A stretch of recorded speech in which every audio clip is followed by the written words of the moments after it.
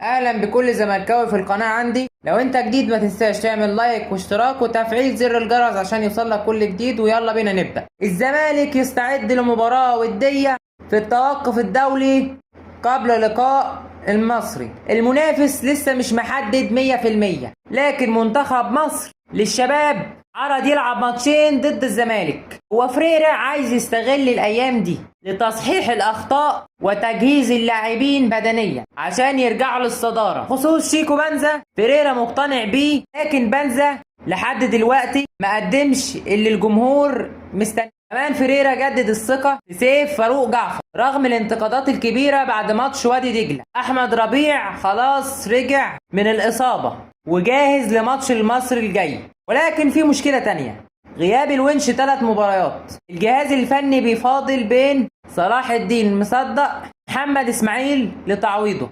يا ترى مين الأنسب؟ اكتب لي دلوقتي تحت في الكومنتات. أزمة سيف الدين الجزيري لسه مستمر، لسه مفيش قرار نهائي. هل هيرجع التدريبات الجماعية ولا هيكمل منفرد؟ لو انت وصلت لغاية هنا ما تنساش اللايك والاشتراك وتفعيل زر الجرس.